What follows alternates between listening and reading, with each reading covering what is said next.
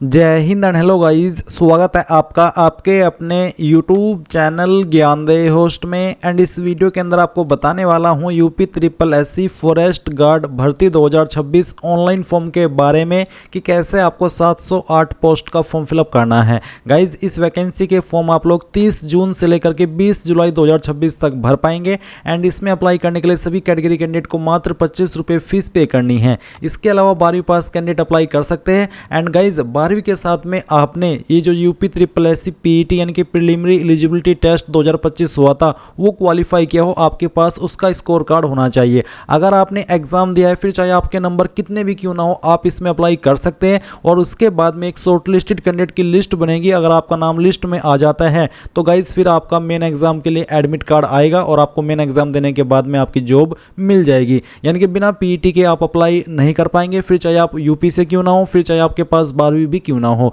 ये 12वीं और यूपी से होना वैसे तो आप इसमें ऑल इंडिया से कर सकते हैं, बट उसके लिए भी आपके पास पीईटी 2025 का स्कोर कार्ड होना चाहिए। एंड यहाँ पर कौन सी कैटेगरी के लिए कितनी वैकेंसी हो आप देख सकते हैं। इसमें गाइज यहाँ पर फिजिकल एलिजिबिलिटी भी रखी है।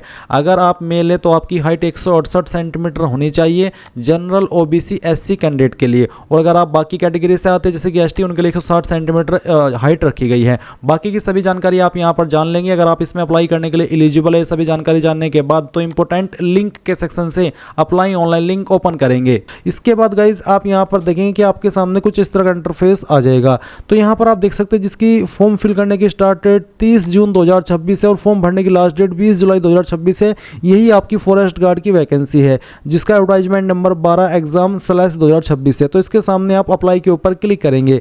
फिर यहाँ पर इस तरह से इंटरफेस आएगा। अब आपको यहाँ पर सबमिट एप्लीकेशन इसके ऊपर क्लिक करना है। एंड देन गाइज यहाँ पर इंस्ट्रक्शंस आएंगे, सभी को चेक करके आप यहाँ पर I have read the instructions and accept the above declaration इसके ऊपर टिक करके आई एग्री इसके ऊपर क्लिक करेंगे। अब गाइज यहाँ पर आपके सामने UP triple SC PET 2025 score card की इन्फॉर्मेशन डालने का सेक्शन आएगा। तो बेसिकली आपको पीईटी का रजिस्टर नंबर डालना है।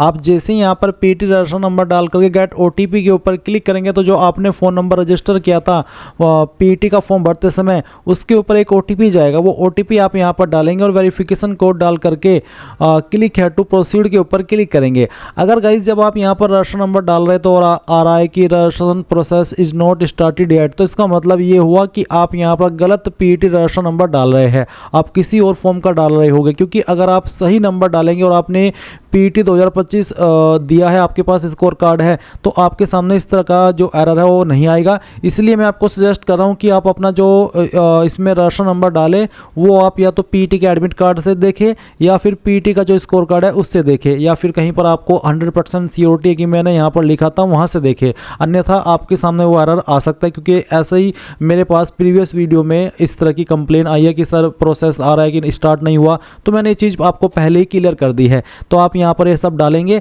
एंड इसके बाद क्लिक या टू प्रोसीड कर देंगे। अब गाइज आपके सामने यहाँ पर ये सब इन्फॉर्मेशन आएगी जो कि आपकी पीईटी 2025 फॉर्म से फैच की गई है। और आप यहाँ पर देख सकते हैं आपकी पोस्ट का नाम आपको दिया गया है, आप इसका एडवर्टाइजमेंट नंबर यहाँ पर ऊपर टॉप पर देख सकते हैं।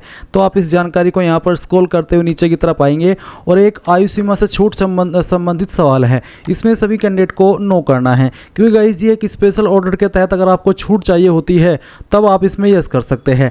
एंड अगर आप SC/ST है और आप ओवर एज हो भी गए हैं जो कि आपको 5 साल की छूट मिलती है वो आपको तब भी दी जाएगी चाहे आप इसमें नो भी क्यों करें, क्योंकि इसमें स्पेशल कैटेगरी के तहत आपको छूट मिलती है। तो अगर आप यस करके देखेंगे भी आपको समझ आ जाएगा। आप कहेंगे कि भागो यहाँ से, ये हमारे मतलब का ऑप्शन नहीं है, तो आप इसमें नो कर देंगे।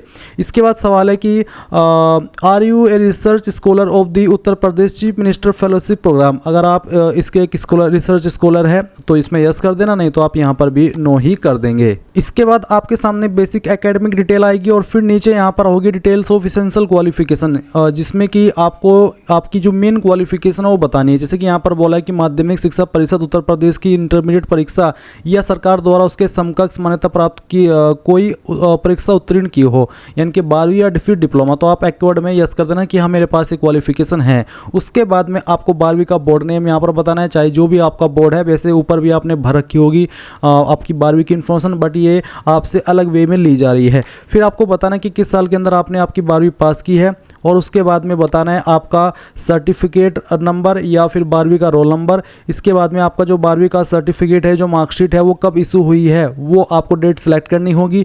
नंबर किसके अंदर है, परसेंटेज या ग्रेड। अगर परसेंटेज तो आप बताएंगे कि कितने नंबर आपको आए थे और कितने में से आए थे, वो आप यहाँ पर डाल देंगे। इसके बाद ये वेरिफिकेशन कोड डालेंगे और सबमिट के ऊपर क्लिक कर देंगे। अब आपके सामने यहाँ पर आपकी जानकारी आएगी इस तरह से, ये आपको बस चेक करनी है और चेक करने के बाद नीचे की तरफ आकर के click here to proceed for photo and signature, इसके ऊपर क्लिक कर देना है। अब आप आपका फोटो एंड सिग्नेचर वेरीफाई करेंगे, यानी कि देखेंगे कि इसमें आप कोई चेंजेस नहीं कर सकते। फिर आप यहाँ से कंटिन्यू कर देंगे। कंटिन्यू करने के बाद में आपको यहाँ पर जानकारी चेक करते हुए आना है और इसमें यहाँ पर आपको एज प्रूफ, डोमिसाइल और आपका जो कास्ट सर्टिफिकेट है वो देना है।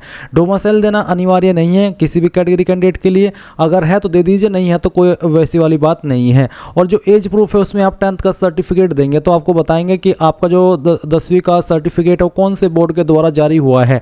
अगर आप यहाँ पर यूपी बोर्ड से तो आप यूपी बोर्ड लिख सकते हैं और पूरा नाम लिखना चाहे तो वो भी लिख सकते हैं। फिर इशू डेट क्या थी आपके सर्टिफिकेट की, वो भी आपको यहाँ पर इस तरह से सिलेक्ट कर लेना है। पहले ईयर, फिर यहाँ से आपका मंथ और उसके बाद में डे।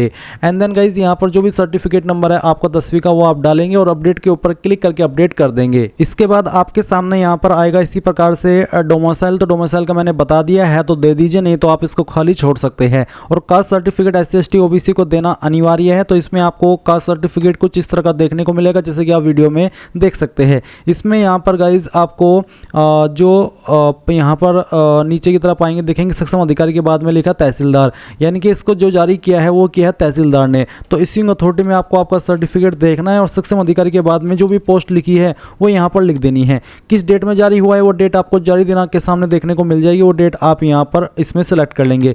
फिर सर्टिफिकेट नंबर जो कि आपको प्रमाण पत्र क्रमांक के सामने देखने को मिलेगा, तो प्रमाण पत्र क्रमांक के सामने जो भी नंबर लिखा हो यहाँ पर डाल देना और अपडेट के ऊपर क्लिक करके अपडेट कर देना। इसके बाद में गाइज यहाँ पर आपको नीचे प्रेफरेंशियल क्वालिफिकेशन में कुछ सवालों के आंसर करने हैं। जैसे कि यहाँ पर एक सवाल है कि क्या आपने टेरिटोरियल आर्मी के अंदर 2 साल की सेवा या उससे ज़्यादा की है, अगर हाँ तो आप पहले वाले ऑप्शन में यस करेंगे, नहीं तो नो ही रहने देंगे। फिर पूछा दूसरे सवाल में कि क्या आपके पास NCC-B सर्टिफिकेट है, तो यस, नहीं तो यहाँ पर भी आपको नो ही रहने देना है।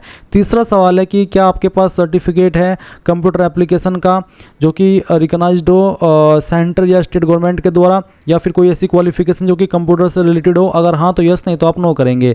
फिर फोर्थ है कि क्या आपने किसी भी गेम में रिप्रेजेंट किया है स्टेट को, यूपी को, अगर हाँ तो यस, नहीं तो यहाँ पर भी नो ही रहने देना है। इसके बाद नीचे की तरफ आएंगे और यहाँ पर आपको इन ऑप्शन के ऊपर टिक करना है एंड देन वेरिफिकेशन कोड डाल करके सेव एंड प्रोसीड के ऊपर क्लिक करना है। इसके बाद में गाइज यहाँ पर फाइनल सबमिशन कंफर्मेशन से पहले आपसे पूछाएगा कि क्या आप जो जानकारी आपने भरी है उसको प्रीव्यू करना चाहते हैं, यानी कि देखना चाहते हैं एक बार फिर से। अगर हाँ तो प्रीव्यू के ऊपर क्लिक करके देख लीजिए, नहीं तो proceed to payment of fee and final submission इसके ऊपर क्लिक करके यहाँ से ओके कर दीजिए।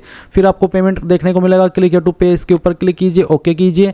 एंड देन यहाँ पर गाइज आपको स्टेट बैंक ऑफ इंडिया इसको सेलेक्ट करना है, यहाँ पर टिक करना है और प्रोसीड फॉर फी डिपोजिशन इसके ऊपर क्लिक करके यहाँ से आपको प्रोसीड के ऊपर क्लिक करना है। इसके बाद आपके सामने यहाँ पर पेमेंट करने का विकल्प आ जाएगा। आप आपकी फीस इनमें से जिस माध्यम का इस्तेमाल करके जमा करना चाहे कर सकते हैं, तो कोई भी माध्यम एक सिलेक्ट कर लेना। जैसे कि अगर मैं यहाँ पर इस फॉर्म को भर रहा हूँ, मैं चलिए यूपीआई के माध्यम से सिलेक्ट करता हूँ, तो यूपीआई QR सेलेक्ट करेंगे, पे नाउ के ऊपर क्लिक करेंगे एंड देन QR कोड आपके सामने आएगा, इसको स्कैन करना और जो भी आप यहाँ पर ऐप इस्तेमाल करना चाहते हैं उसका इस्तेमाल करके अपनी फ़ीस पेमेंट कर देना। चलिए मैं यहाँ पर इसमें पेमेंट कर देता हूँ। जैसे गाइज आपका फ़ी पेमेंट हो जाएगा तो यहाँ पर आप अपने फॉर्म का फाइनल प्रिंट आउट ले पाएंगे। अभी मेरे सामने पेमेंट करने में एरर आ गया। अगर आपके सामने भी कुछ ऐसा एरर आ जाता है और आप पेमेंट नहीं कर पाते तो आप यहाँ पर होम पेज पर आ जाएंगे। तो ऐसे में आपको क्या करना है, होम पेज से यहाँ पर आपको एप्लीकेंट सेगमेंट के अंदर काफ़ी सारे ऑप्शन देखने को मिल रहे हैं। अगर आपको प्रिंट पर एरर आया है तो प्रिंट बोल रहा हूँ आपको, अगर पेमेंट में एरर आया है तो आप यहाँ पर देखेंगे एप्लीकेशन फ़ी डिपोजिशन का एक ऑप्शन है, आप इसके ऊपर क्लिक करेंगे, आपको राशन नंबर मिला होगा मैसेज के माध्यम से, वो डालेंगे, डेट ऑफ बर्थ सेलेक्ट करेंगे, अपनी जेंडर सेलेक्ट करेंगे, यहाँ पर आपको are you domicile of UP इसका आंसर करना है और फिर आपकी जो भी कास्ट कैटेगरी है वो सेलेक्ट करनी है, वेरिफिकेशन कोड डालना है और प्रोसीड कर देना। देन आप पेमेंट के पेज पर अगेन सेंड किए जाएंगे और आप अपनी फीस दोबारा से यहाँ पर पे कर सकते हैं। अगर फीस पे हो गई है, कट गई है और वो अपडेट नहीं हुई है तो update your transaction ID by double verification mode इसके ऊपर क्लिक करेंगे, यहाँ पर ये सब इन्फॉर्मेशन देंगे और वेरिफिकेशन कोड डाल करके जैसे ही प्रोसीड करेंगे तो यहीं पर नीचे की तरफ आपको एक लिंक मिलेगा, जैसे ही आप उसके ऊपर क्लिक कर देंगे तो तो आपकी फ़ीस अपडेट हो जाएगी। इसके अलावा गाइज अगर आप प्रिंट लेने में कोई इशू फेस कर रहे हो, प्रिंट नहीं लिया गया, एरर आ गया, तो आप print detailed application form applicant segment में इसके ऊपर क्लिक करेंगे। यहाँ पर ये सब इन्फॉर्मेशन डालेंगे और जो आपका फॉर्म का प्रिंट है वो निकाल लेंगे। एंड अगर फॉर्म के अंदर कोई गलती हो गई है तो आप मॉडिफाई सबमिटेड एप्लीकेशन इसके ऊपर क्लिक करेंगे, ये सब डिटेल डालेंगे और वेरिफिकेशन कोड डाल करके क्लिक हियर टू प्रोसीड करेंगे। आपके नंबर और ईमेल पर ओटीपी जाएगा। जैसे आप ओटीपी वेरीफाई कर देंगे तो गाइज जो भी इन्फॉर्मेशन अभी आपने फॉर्म भरते समय इसमें भरी थी वो सभी आप एडिट कर सकते हैं कितनी भी बार, और कोई चार्ज भी नहीं देना होगा और आप आपका फॉर्म जो मॉडिफाई है वो कर पाएंगे। तो गाइज इस तरह से आप लोग UPSSC forest guard, wild life guard online form 2026 भर पाएंगे। आई होप ये प्रोसेस आपको पसंद आया होगा। So thanks for watching. जय हिंद।